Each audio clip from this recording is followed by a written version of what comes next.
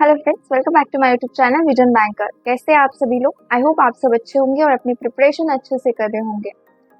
तो इस वीडियो में हम बात करने वाले हैं रीजनिंग के बारे में कि कैसे मैंने रीजनिंग में इतने अच्छे मार्क्स स्कोर किए हैं आरआरबी पीओ और आरआरबी क्लर्क के प्री में। तो इसी बारे में ये वीडियो होने वाला है। तो चलिए वीडियो को स्टार्ट करते हैं।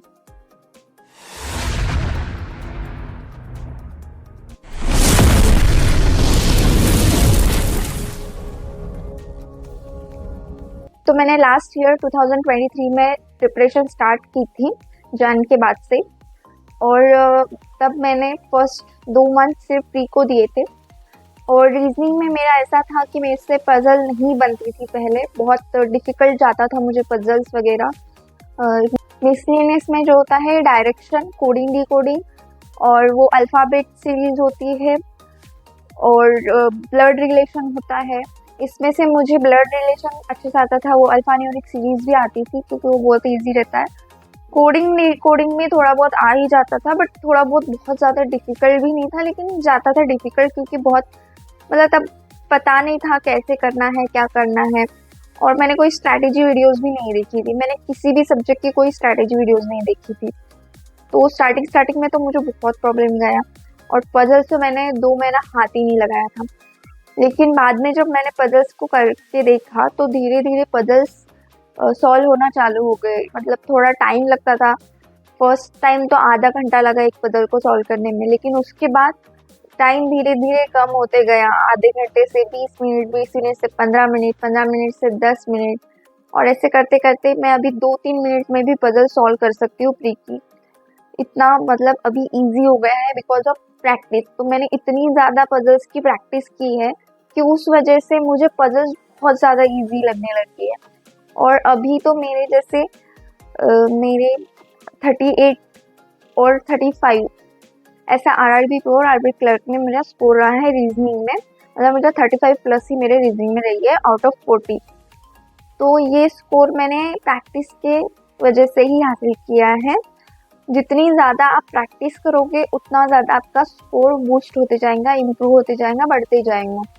तो मैं करती क्या थी, अब 2 महीने तो ऐसे ही निकल गए थे और मैं अप्रैल से मैंने बहुत ज़्यादा सीरियसली होकर पढ़ाई चालू की थी। तो पहले तो मैंने बहुत ज़्यादा मिसलेनियस क्वेश्चन पे बहुत ज़्यादा फोकस किया। मिसलेनियस क्वेश्चन, सारे मिसलेनियस क्वेश्चन के मैं रोज़ एटलीस्ट 10 से 12 क्वेश्चन सॉल्व करती थी। तो आपको भी यही करना है कि आपको मिसलेनियस को ऐसे अवॉइड करके नहीं चलना है कि हाँ ये तो बहुत इजी आता है, बहुत इजी है तो हम कर ही लेंगे, बट ऐसा नहीं है। जब हम पेपर में जाके करते हैं ना तो हमें वो बहुत ज़्यादा डिफ़िकल्ट लगने लगता है बिकॉज ऑफ टाइम प्रेशर। वहाँ का जो एटमॉस्फेयर होता है एग्ज़ाम हॉल का, वो कुछ अलग होता है और उसके साथ उसका प्रेशर और एंग्जाइटी बढ़ जाती है, स्ट्रेस हो जाता है। तो उसकी वजह से ना जो इजी क्वेश्चन है वो भी बहुत ज़्यादा डिफ़िकल्ट लगने लगते हैं। तो इसीलिए हमें मिसलेनियस क्वेश्चन पे भी ध्यान देना है।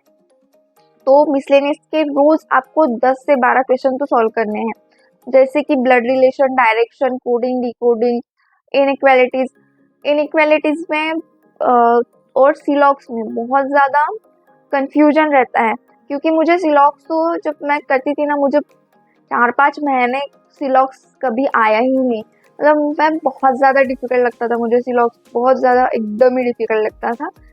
बट जब मैंने अंकुश लांबा सर की वीडियोस देखी, पुनीत सर की वीडियोस देखी, तो मतलब मैंने दोनों से ही सीख के मैंने वो सिलॉक्स अच्छे से फिर बाद में उस पर बहुत ज़्यादा प्रैक्टिस की। मैंने सिलॉक्स के 50 से ज़्यादा क्वेश्चन सॉल्व किए, तब जाके मुझे सिलॉक्स समझ में आया और वो ईजी लगने लगा।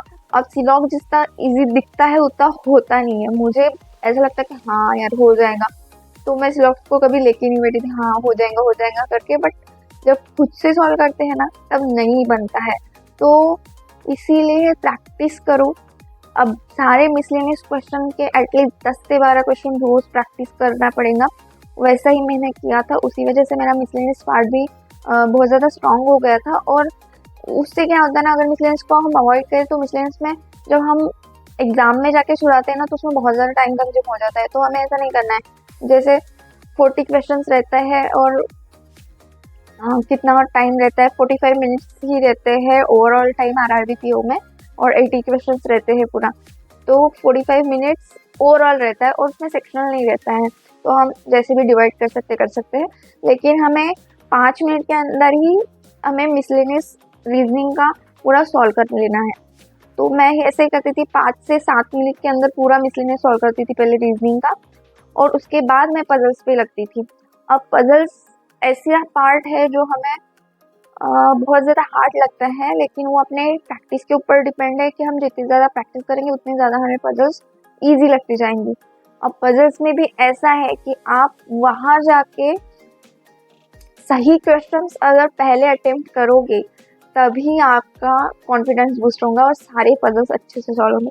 अगर आपने गलती से भी कोई भी गलत पजल उठा लिया, मतलब एकदम ही डिफिकल्ट पजल उठा लिया, जैसे 3 से 4 पजल्स होते हैं और 20 से 25 मार्क्स के लिए, और उसमें एक पजल ऐसी रहती है जो बहुत ज़्यादा डिफिकल्ट रहती है और वो हमारा कॉन्फिडेंस पूरा लूज कर देती है। तो इसीलिए हमें एक कॉन्फिडेंस या फिर बोल सकते हैं कॉमन सेंस होना चाहिए, या फिर इतनी प्रैक्टिस करनी है हमें कि हमें पता होना चाहिए कि हमें कौन सा क्वेश्चन अटेंड करना है और कौन सा नहीं करना है। तो ये आपकी प्रैक्टिस ही होगा। तो ऐसा है, अगर आपने सही क्वेश्चन अटेंड किया फर्स्ट में तो आपके सारी ही पजल्स अच्छे से बन जाएंगे। अगर आपने पहले ही गलत क्वेश्चन अटेम्प्ट कर लिया तो आपके सारे पजल्स बनेंगे ही नहीं, आपका कॉन्फिडेंस पूरा लूज हो जाएगा और बाकी भी नहीं बनेगा, क्योंकि वो स्ट्रेस लेवल से हम पूरा फोकस भी हमारा लूज हो जाता है और हमारा कॉन्फिडेंस भी लूज हो जाता है और फिर हम बाकी की पजल्स नहीं बना पाते। तो ये पूरा प्रैक्टिस के ऊपर डिपेंड है। अब मैं क्या करती थी कि मैं पजल्स एटलीस्ट दिन के 10 से 15 पजल्स लगाती थी। मिनिमम 10 पजल्स तो मैं लगाती ही थी और कभी कभी मैक्सिमम 15 हो जाते थे। तो ये दिन के मैं 10 से 15 पजल्स रोज के फ्री के सॉल्व करके देखती थी। तो इसी से मेरी बहुत ज़्यादा प्रैक्टिस होती थी। और उसके बाद मैं एक सेक्शनल मॉक लगाती थी। डेली मेरा एक सेक्शनल मॉक लगाना बहुत ज़्यादा इंपॉर्टेंट रहता था, तो क्योंकि मुझे मेरा स्कोर इन्हांस करना था और साथ ही साथ मुझे स्पीड भी इन्हांस करनी थी। तो मैंने जितना प्रैक्टिस किया डेली का उतना ही मैं पूरा फिर मॉक देखती थी कि क्या मेरे सही से मतलब प्रैक्टिस हुई है कि नहीं हुई है। और कभी जब मैंने फर्स्ट टाइम रीजनिंग का सेक्शनल मॉक दिया था, मेरे कुछ 15 से 20 ही मार्क्स आए थे 40 में से, उससे ज़्यादा तो नहीं आए थे, क्योंकि मैं मिसलेनियस से आ जाता था, बट पजल्स वगैरह बहुत कम आता था और टाइम भी बहुत ज़्यादा कंज्यूम हो जाता था। तो इसीलिए तो फर्स्ट जब मॉक देते हैं तो कम आता ही है, उसमें उतना सोचने की ज़रूरत नहीं है, वो फर्स्ट मॉक में कम ही आता है हमेशा। तो फिर उसके बाद जब इतना सा प्रैक्टिस करने के बाद जब मैं डेली मॉक देती थी तो मेरा धीरे धीरे स्कोर बढ़ते गया रीजनिंग का। और मैं आपके साथ यहाँ पे मेरा स्कोर कार्ड शेयर कर दूंगी, दोनों आरआरबी पीओ और आरआरबी क्लर्क का। आप देख लेना मुझे कितना मार्क्स मिला है, 35 प्लस ही मुझे मार्क्स मिला है रीजनिंग में। और ये सब मुझे मिला है सिर्फ प्रैक्टिस की वजह से। प्रैक्टिस के अलावा कोई भी दूसरा सॉल्यूशन नहीं है रीजनिंग में मार्क्स बढ़ाने के लिए। जितनी ज़्यादा प्रैक्टिस करोगे उतनी ज़्यादा जल्दी पजल्स बनते जाएंगे। आपको पजल्स एटलीस्ट मतलब 2 या 3 मिनट, ज़्यादा से ज़्यादा अगर आपको लेना भी है तो 5 मिनट के ऊपर लेना ही नहीं है कोई भी पजल्स के लिए। और 5 मिनट भी बहुत ज़्यादा हो गए, 5 मिनट में तो 2 पजल हो जानी चाहिए। इतना आपको प्रैक्टिस करना पड़ेगा, इतना आपको अपनी स्पीड बनानी पड़ेगी, तभी जाके आप 45 मिनट्स में 80 क्वेश्चन अटेम्प्ट करके आओगे। 80 नहीं, कम से कम 70 तो भी, क्योंकि देखो आरआरबी पीओ का जो कट ऑफ है वो कम जाता है, लेकिन आरआरबी क्लर्क का जो कट ऑफ है ना वो बहुत हाई जाता है प्री में। अब मुझे आरआरबी पीओ में जब याद तो नहीं है लेकिन 60 के आसपास मुझे मिले थे और आरआरबी क्लर्क में मुझे 75 प्लस कुछ मिले थे। तो मैं स्कोर कार्ड शेयर कर दूंगी, आप देख लेना। तो मुझे ऐसे मिले थे। तो ये सब प्रैक्टिस के ऊपर ही होता है।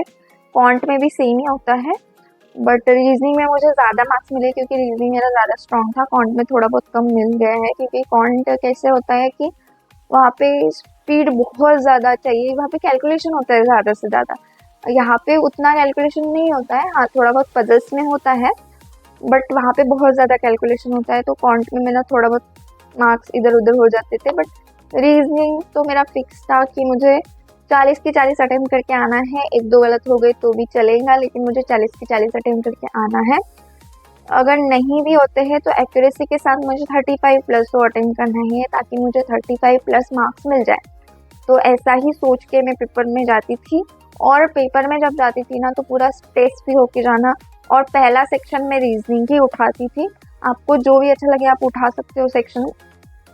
अब मैं रीजनिंग उठाती थी तो मैं रीजनिंग के पूरी क्वेश्चन अटेम्प्ट करके तभी जाके मैं कॉन्ट पे जाती थी। तो ये रीजनिंग बहुत अच्छा था तो कॉन्ट पे जाने का सवाल ही नहीं होता था। तो इसीलिए रीजनिंग पहले ही जाते बराबर पहला रीजनिंग पूरा निपटा दिया, उसके बाद कॉन्ट अच्छे से निपटा दिया, ऐसा रहता था।